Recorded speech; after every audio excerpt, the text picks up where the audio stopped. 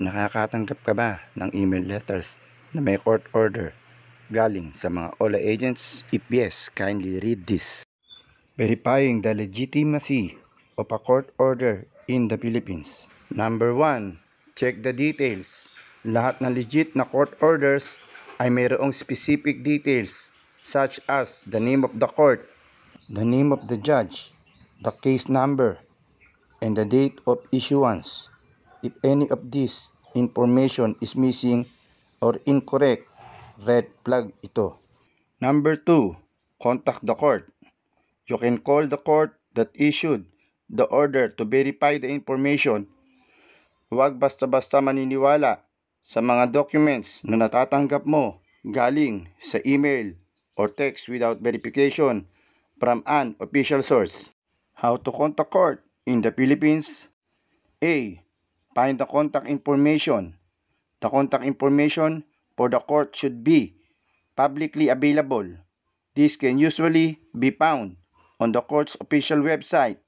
The contact information should include a phone number and possibly an email address. B.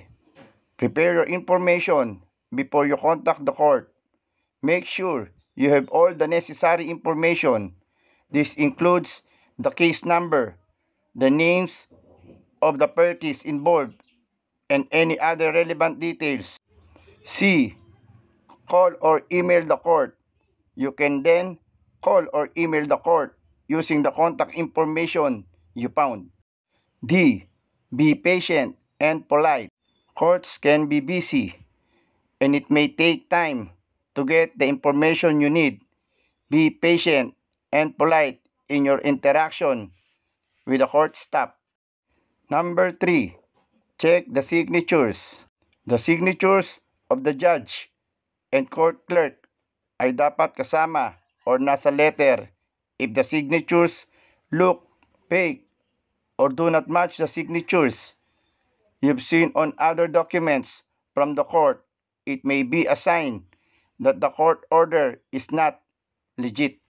Number 4, check legal terminologies. Legitimate court orders usually contain specific legal terminologies and formal language. If the document does not follow this, hindi yan legit. Number 5, check the notary. Court orders are usually notarized. You can check the notary by contacting notary public and who notarized the document. Number 6, check accompanying documents. Legitimate court orders usually come with accompanying documents gaya ng affidavits at iba pang legal statements.